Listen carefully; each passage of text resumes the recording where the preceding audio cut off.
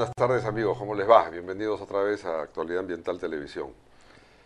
Hoy vamos a hablar un poco sobre el fortalecimiento del sistema de evaluación de impacto ambiental para conocer qué está pasando en el Perú, qué pasa en América Latina, en la región, qué otros mecanismos hay más allá de mitigar el daño ambiental producto de una actividad productiva y más allá de compensar a las comunidades locales, ya sea con proyectos de desarrollo social o compensaciones económicas, qué otras opciones o herramientas existen y que creo que no han sido todavía tocadas en la opinión pública y conversadas, como lo vamos a hacer hoy día con nuestro invitado, el ingeniero Luis Espinel, que es director ejecutivo de Conservation International, Conservación Internacional, una organización no gubernamental de carácter internacional que viene trabajando en el Perú hace muchos años. Bienvenido, Lucho, ¿cómo estás? ¿Cómo estás, Jorge? Un gusto estar aquí con ustedes esta tarde. Qué bien, hombre, qué bien, porque yo justo estaba comentando lo de Conservación Internacional. Cuéntanos un poco, ¿hace cuánto tiempo que trabajas en Conservation International? Bueno, yo trabajo ya casi 15 años en conservación internacional, Ya. Y como director ejecutivo estás desde el 2008, allá, o ya sea desde que el es un... 2008.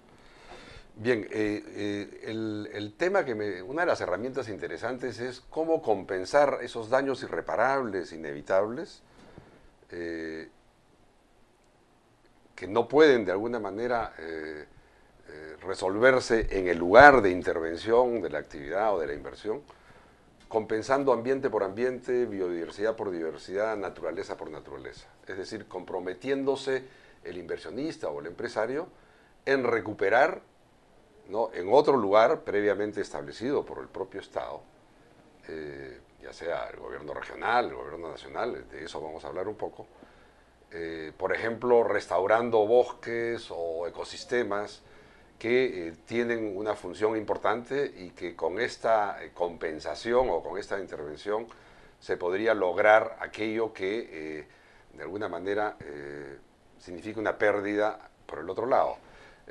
Ya hay un proyecto de ley presentado por el Ministerio del Ambiente, una ley de compensación ambiental, y esto se enmarca dentro ya de la ley del sistema de evaluación de impacto ambiental que permite este tipo de figuras y herramientas. ¿Cómo ves este mecanismo y esta herramienta, Luis? Bueno, yo creo que es un gran reto el poder comenzar a explorar como Perú, el desarrollar una que compense naturaleza por naturaleza. Yo creo que a la vez es un gran reto, ¿no? Porque es algo que en el Perú no hemos hecho antes. Entonces, hay ejemplos de otros países, pero en el Perú no lo hemos realizado. Yo creo que ahí empieza esta tarea que tiene el Ministerio del Ambiente de comenzar a enseñar y a todos a aprender que las actividades económicas y que requieren ser desarrolladas en el Perú, las inversiones que requiere el Perú, también pueden ser compensadas por naturaleza en otro lugar, no necesariamente en el Claro, área donde se impacta así es. Y con la quizá acá actividad. me corrijo un poco, no se trata de una ley, no es necesaria una ley. La iniciativa, entiendo, está dirigida a un reglamento, porque ya existe la ley que permite las compensaciones ambientales, ¿no?, que está dentro de la ley de evaluación de impacto ambiental o del sistema de evaluación de impacto ambiental. Ok, ¿y qué ejemplos? ¿Cómo podrías poner un ejemplo para graficar esto y que la gente lo entienda? Bueno, yo creo que un muy buen ejemplo es el trabajo que nosotros como CEI tenemos en Colombia con el Ministerio del Ambiente. Es un sistema de alertas tempranas que lo que te permite es identificar antes de que tú desarrolles un proyecto, sea un proyecto de una concesión minera, sea un lote de hidrocarburos, una carretera, te permite identificar cuáles van a ser tus impactos. Es decir, yo voy a trazar del punto A al punto B una carretera y voy a tener un determinado impacto sobre la biodiversidad que existe en esta Y zona. este sistema de alerta te da las respuestas de cuál va a ser tu impacto, los niveles de los Exactamente, impactos. exactamente. Lo que te da es tu nivel de impacto. Si es que es un impacto fuerte, un impacto mediano o es una luz verde, digamos, porque el sistema tiene este tema de una luz roja, una luz ámbar o una luz una verde, que te permite, bueno, bueno, verde, anda adelante, ¿no? El nivel de compensación que requieres va a ser tanto, ¿no? O sea, lo que sucede es que Colombia tiene ya establecido cuál sería el nivel de compensación que requieres realizar. Entonces, lo que hace el sistema es decirte, en una luz verde el nivel de compensación tendría que ser en tantas hectáreas con una inversión de tanto, ¿no? Porque la idea es, como en algún momento se discutió, es si tú tienes que deforestar 1 hectárea, entonces tienes que reforestar 2, digamos, por un ejemplo, Además, o 3 o 4. además este principio está hace muchos años. En las ciudades, cuando tú tumbas un árbol, tienes el compromiso de sembrar 2. O sea, el de compensar con naturaleza la naturaleza que afectas, ¿no? Eso es el sistema. Así de simple. Así de sencillo, no estamos hablando de más.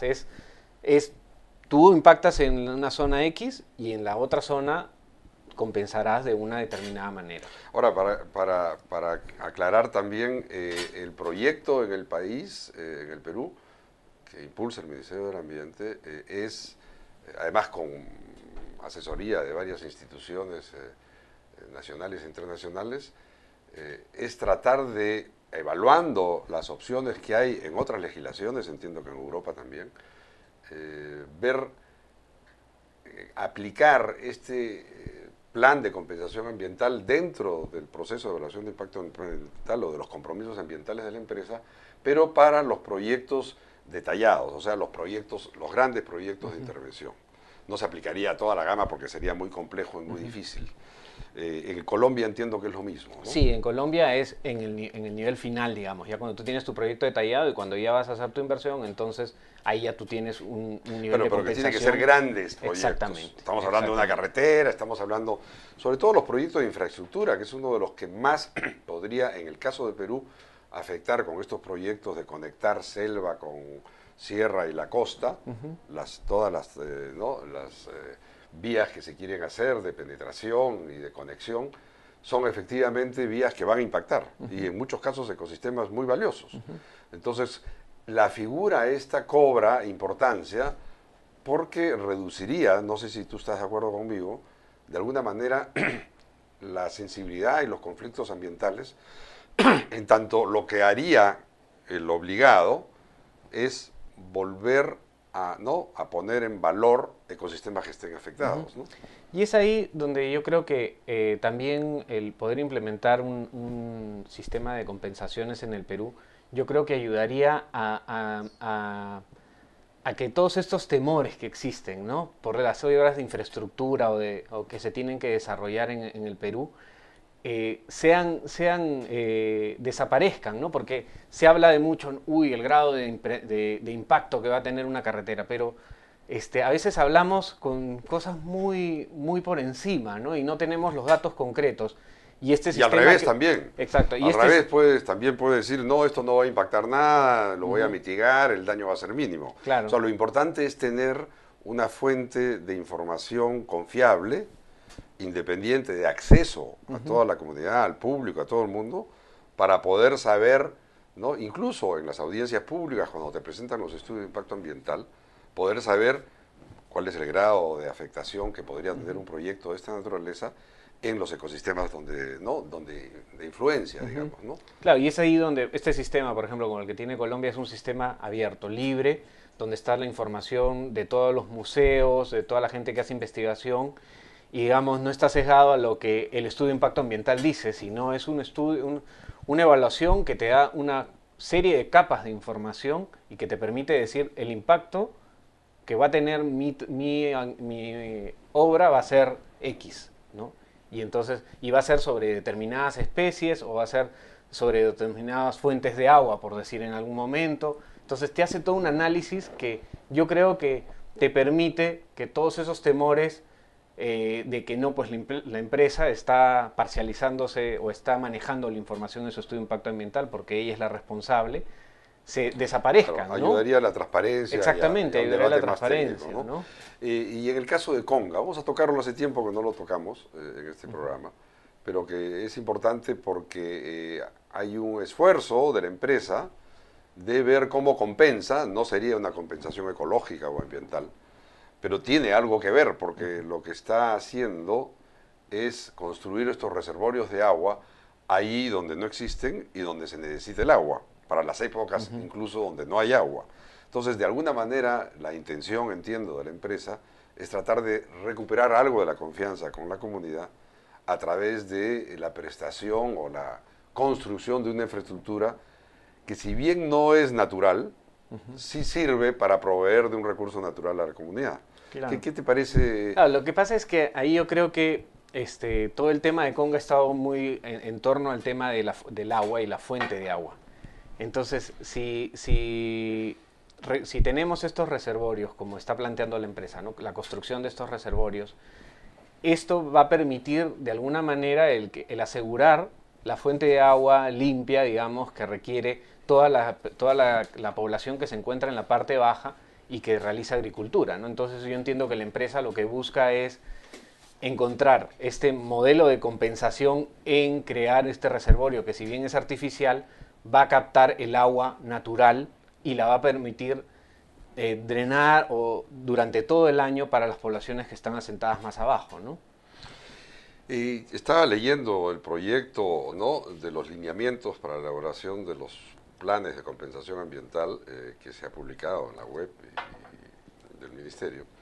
Y veo que se señala enfáticamente que estos lineamientos no se aplican a los planes de mitigación y de compensación social y económica, entendiéndose a los mismos como indemnizaciones, así como las medidas y obligaciones de los planes de cierre y otros instrumentos de gestión ambiental comprendidos en el sistema de evaluación de impacto ambiental.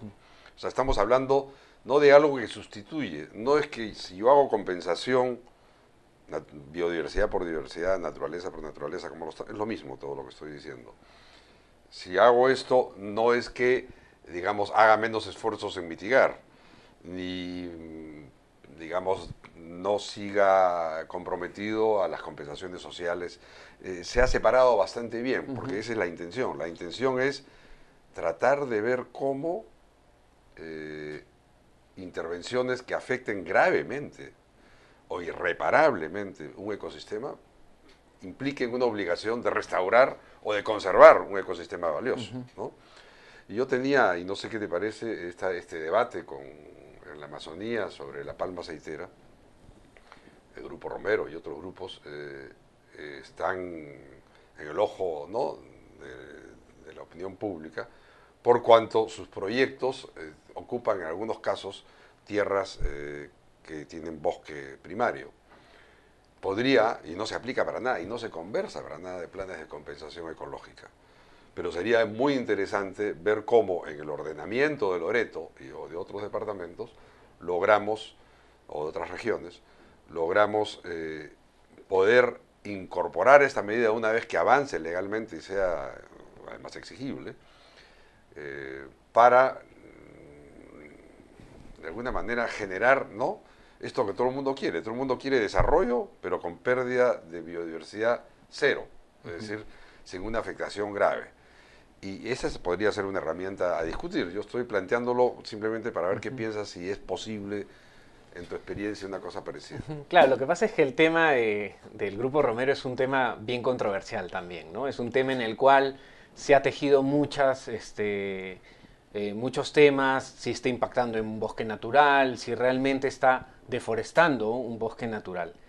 Y yo creo que, o un bosque primario, yo creo que ahí es donde está el punto clave, digamos, ¿no?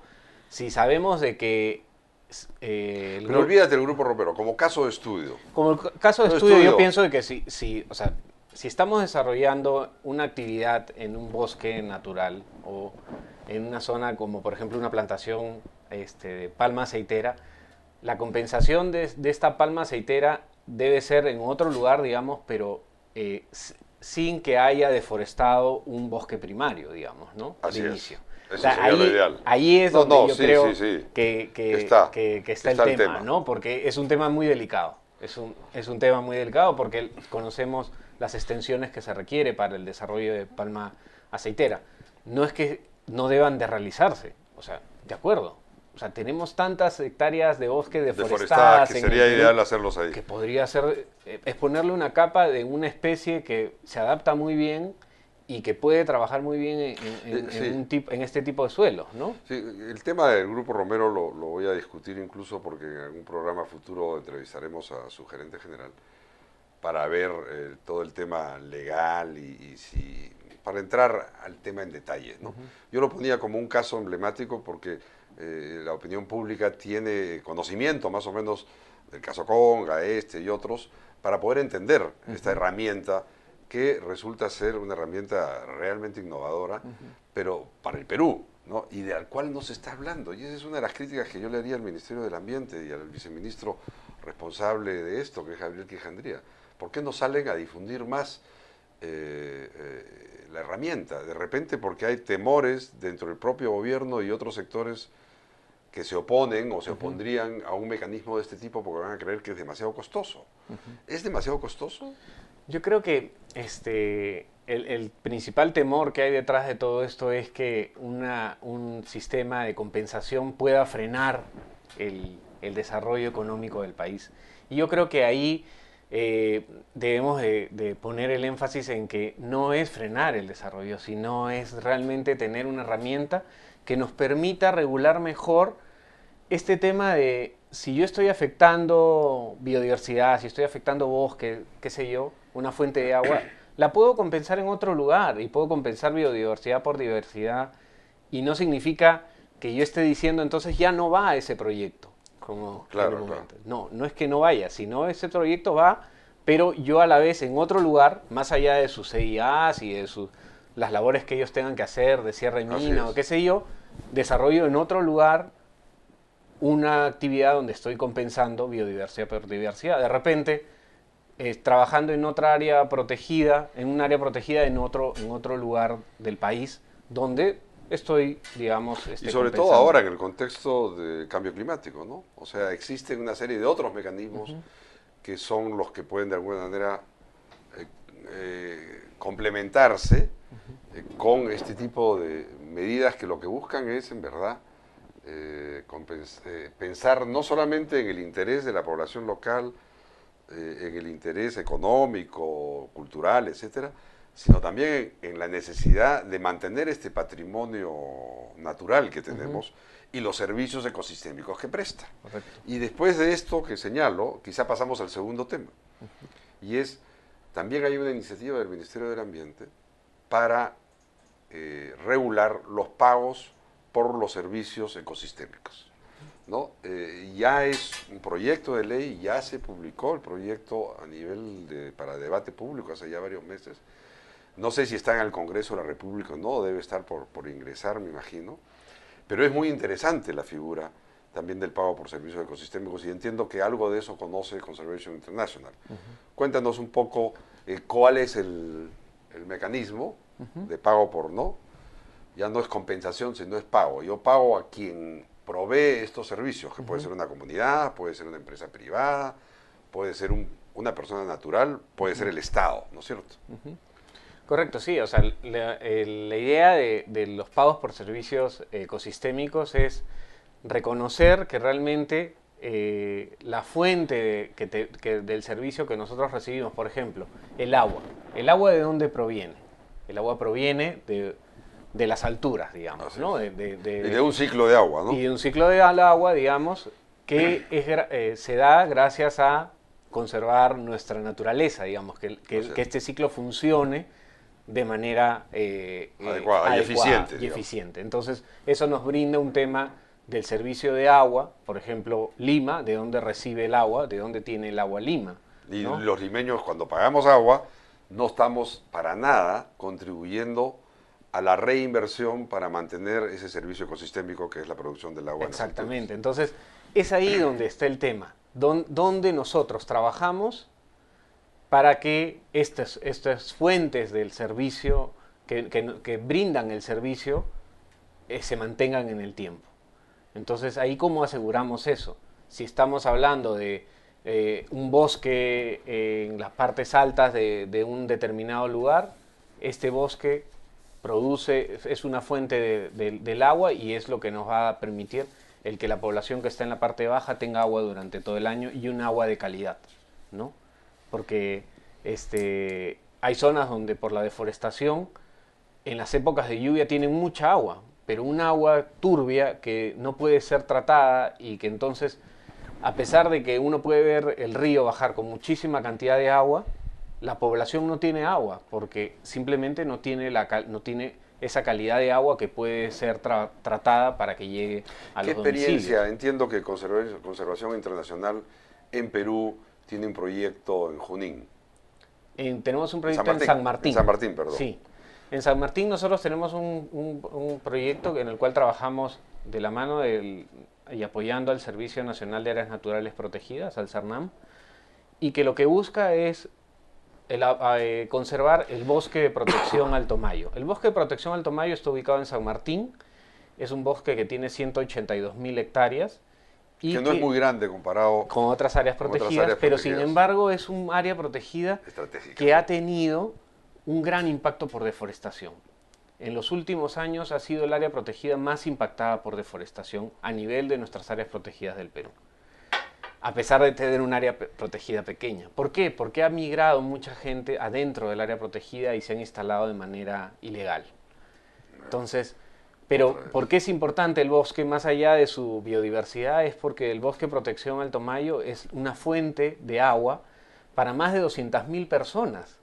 ¿Y en qué consiste la parte baja? El proyecto de ustedes de conservación con... Lo que nosotros tenemos es un contrato de administración. Un contrato de administración es un contrato con el Estado en el cual Conservación Internacional asume una serie de responsabilidades para proteger esta área y tener una coadministración, digamos, un comanejo, una cogestión del área protegida. Entonces, lo que nosotros tenemos una serie de compromisos para que no se siga deforestando esta área, para que en 5 años, que es nuestro primer compromiso, se haya disminuido la deforestación en 20% en el área protegida. Pero aquí no hay un pago por servicios.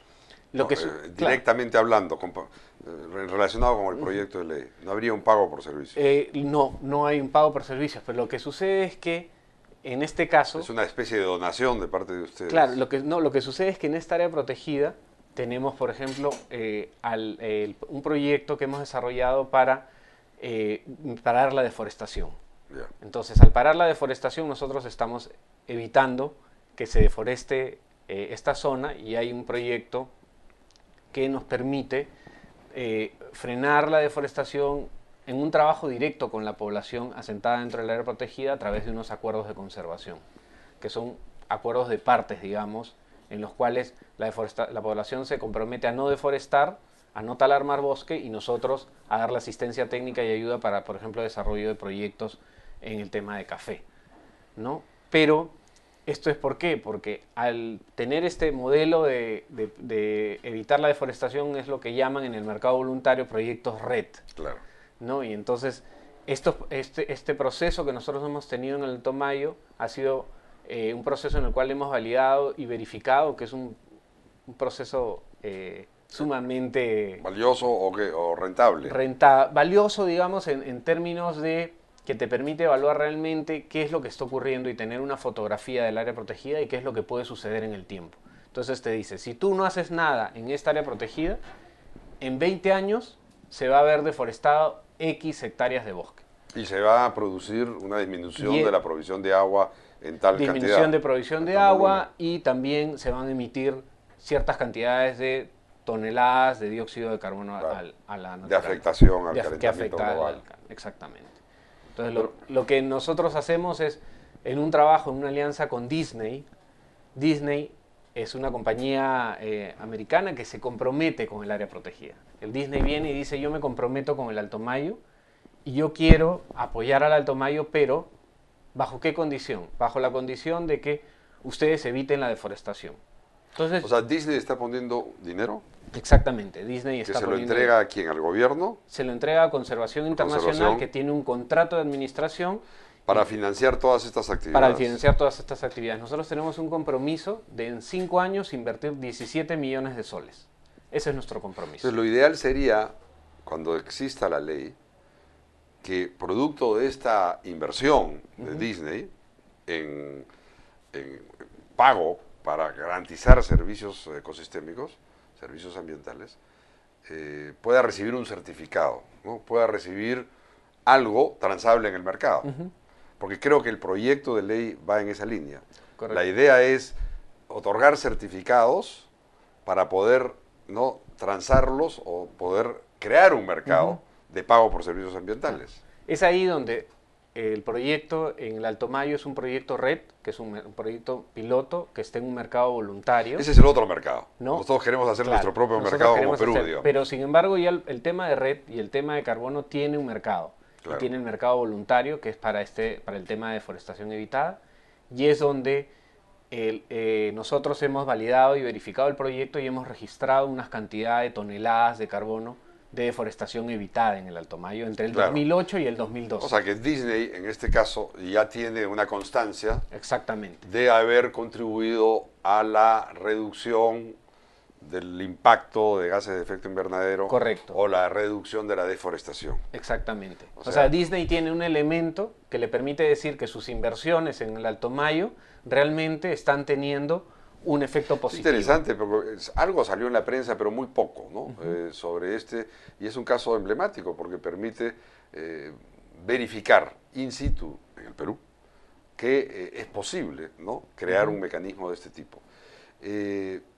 Hace un tiempo entrevistamos acá al presidente de Aquafondo, que precisamente es una iniciativa privada, empresas y ONGs, que busca alianzas con el Estado para empezar a, ¿no?, crear un fondo fiduciario para financiar el pago por servicios ambientales de la cuenca, de las 3 cuencas de Lima.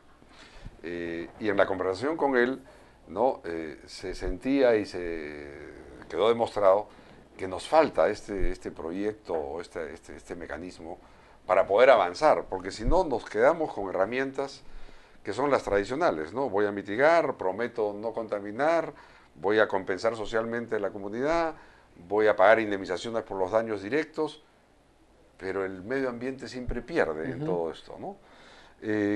¿Tienes alguna información de cómo va esta iniciativa del gobierno, del Ministerio del Ambiente? Esta iniciativa del Ministerio del Ambiente aún está en discusión, pero sin embargo a mí este tema del acuafondo me parece una cosa extraordinaria. Yo pensaría de que realmente el limeño sienta que el agua que tú tienes viene de una fuente que es nuestros Andes. Claro. Y que necesitamos conservar estos Andes. Claro. ¿No? No, Y que para eso, yo como limeño, como persona que vive en la ciudad, necesito pagar de repente un sol más en mi recibo. Así y la es. empresa de repente 3 soles más. Así ¿no? es, así es. Digamos, en el nivel de que tenga el nivel de uso de agua, Muy yo bien. creo que eso nos ayuda muchísimo, ¿no? Muy bien, Lucho, se nos ha acabado el tiempo. El tema es fascinante, son nuevas herramientas. Hay que pensar en cómo crear mecanismos legales, económicos, financieros, que ayuden a una mayor comunicación y diálogo entre los peruanos para poder sacar adelante proyectos, tanto de conservación como proyectos productivos, porque la idea es que todos contribuyen al desarrollo del país. Bueno, muchas gracias por tu visita y espero tenerte acá otra vez pronto contándonos más sobre Disney y eventualmente comentando si sale la ley más adelante, ¿no? Cuáles van a ser sus alcances. Veremos que los congresistas puedan apoyar una iniciativa de este tipo, ¿no? Claro que sí, Jorge. Acá estamos con gusto y yo creo que hay mucho por hacer en el Perú y estas iniciativas son las que se deben apoyar y en el cual el Ministerio del Ambiente debe sentir el apoyo de la sociedad civil para que vayan adelante y para que realmente lleguen a un muy buen puerto. Van a creer que es un pulicherry del Ministerio del Ambiente, pero no lo es. Simplemente que son ideas que están y mecanismos y herramientas funcionando en otros países y que tenemos los peruanos que también explorarlas, evaluarlas y adecuarlas a nuestra realidad. Bueno, muchas gracias. Nos vemos el próximo lunes aquí en Actualidad Ambiental Televisión. Nos vemos. Chao.